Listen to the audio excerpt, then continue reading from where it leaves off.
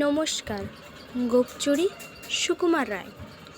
Head অফিসের বড়বাবু লোকটি বড় শান্ত।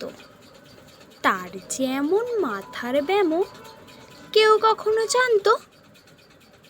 দিব্যি ছিলেন খোশ মেজাজি, চেয়ারখানে চেপে একলা বসে ঝিমঝিমিয়ে হঠাৎ গেলেন কেঁপে।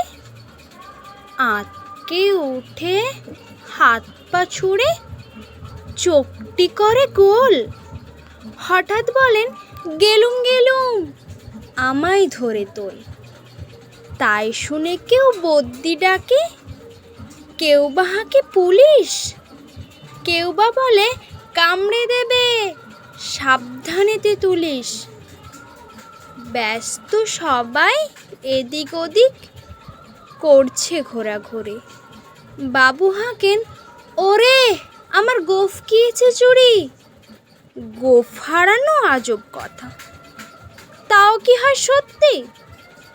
গোঁফ চোরে তো তেমনি আছে, কেমনে রক্তি।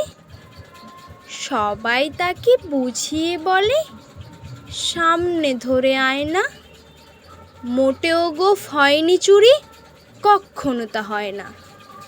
রেগে আগুন তেলে বেগুন তেরে বলেন তিনি, কারো কথা ধার ধারি নে, সব ব্যাটাকেই চিনি। নোকরা ছ্যাটা খ্যাকরা ঝাঁটা বিচ্ছিরি আর ময়লা, এমন গোঁফ তো রাখতো জানি শ্যামবাবুদের গয়লা। এ গোঁফ যদি আমায় বলিস, করবো তোদের জবাই। এই না বলে জরিমানা করলেন তিনি সবার।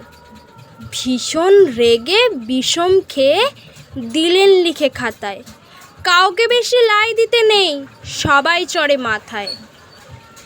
অফিসের এই বাঁদরগুলো মাথায় খালি গোবর। গোপচোরা যে কোথায় গেল কেউ রাখে না খবর।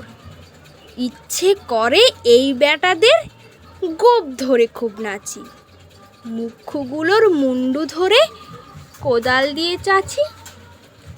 গোফকে বলে তোমার আমার, গোফ কি কারো কেনা? গোফেই আমি গোফেই তুমি, তাই দিয়ে যায় চেনা।